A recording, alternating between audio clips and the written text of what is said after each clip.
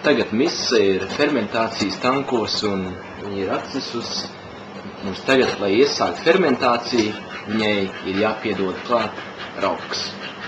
Es šodien lietošu vienu angļu raugu, alus raugu, un tas ir sausā formā izžāvēts raugs, un līdz ar to man viņš ir bijis jāsmais ar ūdeni. Viņš pievelcās ar ūdeni, lai atdot viņam dzīvību, tā kā viņš bija oriģināli. Tagad mēs iesim šito raugu, kas ir ūdeni samaisīts, liet iekšā fermentācijas tankos, lai tik notiekās.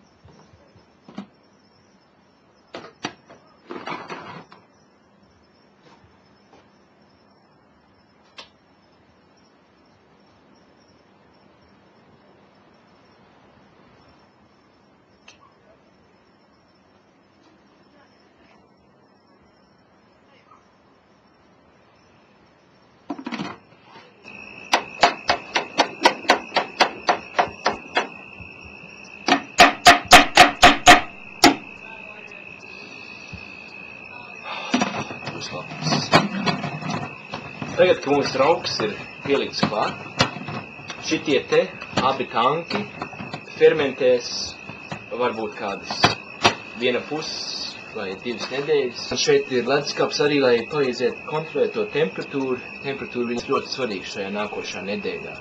Galvenais, ka viņi būs stabili. Tas raugs, man liekas, būs priecīgs. Viņam šobrīd ir ideāla temperatūra, tur diezgan daudz cukurs ir, un viņš bija ļoti labi ar to ūdeni iemaisīts. Pēc šitām 2 nedēļām vai pusotru nedēļu fermentācijas šim alum būs pilnais alkohola spēks, pilnā garša, tikai viņš vēl nebūs zirkstošs.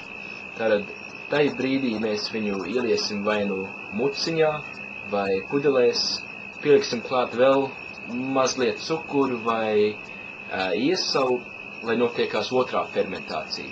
Otrā fermentācija notiksies zem spiediena, un līdz ar to tā ogļskāba gāze, carbon dioxide, tiks izšķēdīta un tajā alū, un tas alus kļūs zirkstošs. Tad mēs viņu atstāsim, lai viņš nostāv vismaz 2 nedēļas, ideāli būtu 3, un tad mēs varēsim viņu dzert. Sveiks!